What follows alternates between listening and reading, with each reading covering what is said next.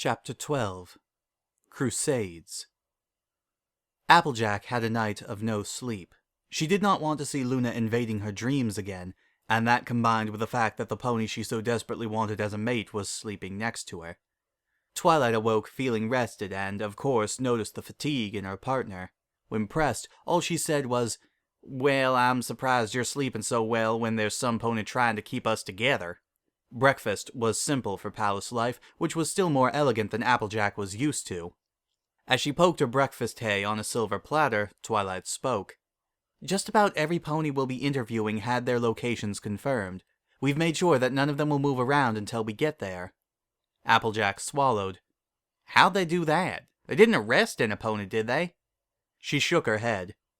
"Different methods. I guess maybe Flim and Flam were. They're running a shop in Van Hoover. They only rented the space out for a month, so it's probably a quick scam. The princess had them pulled in for questioning." Applejack looked up.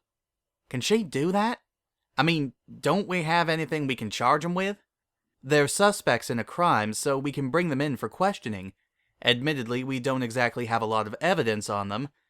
We don't have evidence on any pony, but they are ponies who would have a reason to have a grudge against us." Princess Celestia, who was seated at the end of the table, spoke up. "They might be in jail anyway. We started going through their records since we've brought them in, and we found that they've made quite a few ponies angry." "You mean they've been scamming other ponies?" "Well, I'm not sure scamming is the right word. They certainly haven't acted what I would call ethically, but the subject on whether or not it was illegal is something up for debate." Luna scoffed. "Laws are too soft these days." "Now, Lulu, remember what we talked about." The younger Alicorn sighed. "I still have centuries of changes to catch up on, I know." She took another sip of her coffee. "I agree that most of your policies are for the best, dear sister, but if these ponies are truly as dishonest as you say, can we not do something?" "We shall, Luna. Believe me." "It just seems that some ponies need more forceful tactics to learn how to act." Her head didn't turn a millimeter toward Applejack, but the cow pony ducked under her hat just the same. "Anyway, they've been forbidden to leave town," Twilight said. "They think they're under some questioning for the store alone. I didn't want them to know it was direct from Celestia herself." "From what you've told us," Luna said, "they'd flee like dogs with their tails between their legs." "I'm already worried they'll try running now," she said. "But beggars can't be choosers. They're not high on our list, anyway. We're leaving for Manhattan as soon as we finish." "I believe that would be for the best," Celestia said. "Only one thing. Where's Blue Blood? I was hoping to see him before I left." Celestia stayed silent for a moment. "Blue Blood is busy, I'm afraid. Top secret." "I see," Twilight said. "Well, I hope wherever he is, he's having more fun than I am." It was getting harder and harder to count the days since this whole affair began, likely because they had all began the same way. Waking up hungover several days in a row was not pleasant, even if it was next to a beautiful mare. This time there had been no shouts, no accusations, merely the sound of annoyance and resignation. There had been protests of both of their breakfasts being brought to his room. "Why can't I go to my room and eat?" "Because Auntie asked us to keep out of sight while Twilight was here, remember? If she or her wife," a snicker escaped his lips, and Rarity's too, "saw us, she'd get mad, and there would be questions we don't want to answer." Rarity nodded, then a thought occurred to her. "Couldn't they see us dating in those tabloids?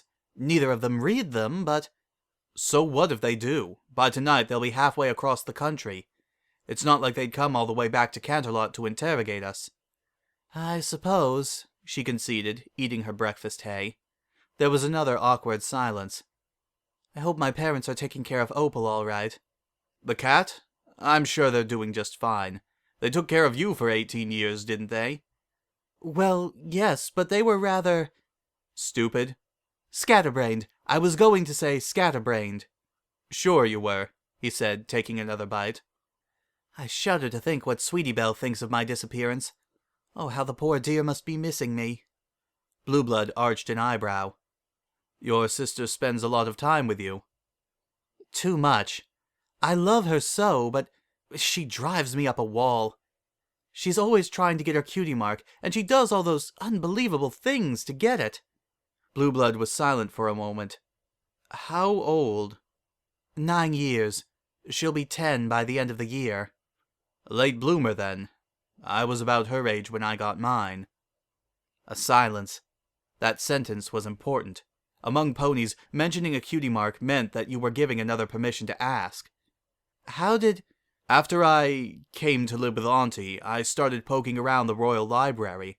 I saw a map with these locations on it. Prance, Germain, Saddle Arabia. I didn't know any of them. So I went looking in the books, and what I read, the pictures I saw, I thought they were amazing. I wanted to see them all. A few months later, Auntie took Twilight, Spike, and I to Niagara Falls in Vancouver. I was so amazed, I wanted to see everything.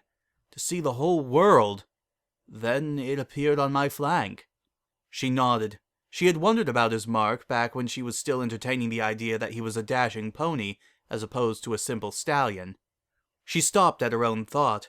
She was getting too used to Blue Blood. That really disturbed her. She looked at him and noticed that he was looking back. He was expecting something, not eagerly, but simply out of a guess that it was coming. So she told him her story. When she finished, she nodded. I'm glad you got yours without too much trouble. When was this?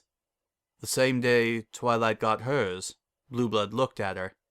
We put 2 and 2 together and realized the same rainbow explosion happened at the same time. Oh yeah, what was that? Did Twilight ever find out what that was? She did, but it's another pony's story. Blue Blood nodded. I remember Twilight poking through the books on all kinds of phenomena trying to piece it together. I was curious too. That had been just before I came to live in the castle. Well, maybe you can meet Rainbow Dash someday. There was another awkward silence. How is Spike these days? I haven't heard from him. He's fine. I suppose right now Twilight has him running around doing some manner of work. Spike still hadn't gotten all the grime off his skin. He also hadn't gotten all the stiffness out of his muscles or the ringing in his head to stop. He didn't think he could feel any worse. Until Apple Bloom burst into the guest room, hopped up on the bed, and happily declared that it was time for a new day of crusading. No, no, no, he cried as the filly dragged him across the house, his tail in her teeth. Now you cut that out, Granny Smith said. You're getting claw marks all over the floor. But your granddaughter is trying to kill me. Ah, quit being such a baby. Spike hadn't noticed Scootaloo's arrival. She and Sweetie Belle were standing in the doorway looking impatient. I'm not being a baby for not wanting to be killed. We're not doing anything dangerous. We were just going to head over to Fluttershy's cottage. Spike stopped. That didn't sound so bad. Yeah, she said her bear likes to wrestle, so we figured. Spike redoubled his efforts. Now, really, Twilight's going to have to pay for the new floorboards. Spike looked at her. Didn't you hear her? She wants to wrestle a bear. Shouldn't you stop her? If it's one of Fluttershy's critters, it's probably harmless. You go on, have fun. But... Spike was now out the door, resorting to trying to grasp onto blades of grass. Come on, can't we do something else? We could go to a carnival. I could send a message to Princess Celestia and have her send a chariot to take us. That actually got them to stop. Apple Bloom released him. Hey, that doesn't sound bad. Yes, it is. I went to them a lot back when I lived in Canterlot. There are rides, cotton candy, games, hay burgers. Blue Blood always had to try a kissing booth. Kissing booth? Sweetie Belle asked. Yeah, it's where you pay to get a kiss. Ew! Scootaloo stuck out her tongue. Who would pay for that? Her fellow Crusaders didn't share her sentiments. You can do that? That means we can get a cutie mark and kissing. Ew, no way. I think it sounds sweet. We should try it. But where are we going to find some pony to kiss? There was a pause. Then 3 heads turned to look at Spike. He was no longer there. He was 30 feet away and getting farther away. After him! Apple Bloom pointed toward her prey. Ew, no, let's try bear wrestling.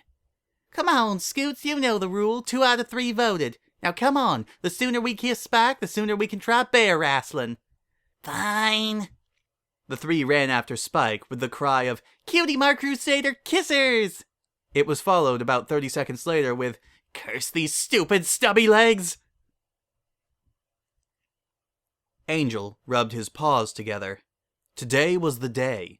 Today was the day Rainbow Dash got kicked out. "What are you up to?" Angel jumped 10 feet in the air, turning to see Owlicious looking at him. Somehow, with several mouthfuls of feathers missing from his body, he looked more intimidating than ever. "Why, whatever do you mean?" "Don't play dumb. You wouldn't have pulled your little trick with Winona unless you were going to do something horrible to Miss Dash." "He didn't have the ball, Angel, but Miss Fluttershy gave me one." Winona's howl reached them both. "Hey, come on, Owlie." "Don't call me that." "Owlie, listen. I care greatly about Fluttershy. Is it so wrong that I want to screen all her suitors and drive away any that won't let me live out my insane power fantasies?" "Yes." "Oh, come on," Tank said, flying his way up to the group. "Don't be so hasty. If Miss Fluttershy and Miss Rainbow Dash live together, we can all be a family again. It'll be like when I still lived here, only Miss Dash will be here too." "Yeah, not that sharing a house with you for the rest of my life wouldn't be such an interesting proposition, but I'm afraid I must disagree." "Listen, you," Owlicious said, leaning in. "If you try anything, I'm going to make you—" The sound of hooves coming down the stairs interrupted him. Fluttershy and Rainbow Dash were walking down, with the latter limping a little. "Ow! Fluttershy, you need to be more careful. I think you broke one of my ribs." "Oh, I'm sorry. It's just that movie you picked was so scary. I needed something to hold on to." "Well, I gotta get to work." "No time for breakfast?" "Afraid not. But if I get my work done quickly enough, I can be back by lunch." She kissed her mare friend on the cheek. "You stay beautiful." She went over to the pets and gave Tank a quick nuzzle on the nose. "Be good, Tank." Then she turned to Angel. "And nothing funny out of you, got it?" Angel motioned that he was crossing his heart. Giving one last suspicious look, Rainbow Dash left. "Oh, don't worry, Rainbow Dash. I'm sure he'll be good. We're going to have lots of fun together." Angel smiled. Yes, fun indeed. To be continued.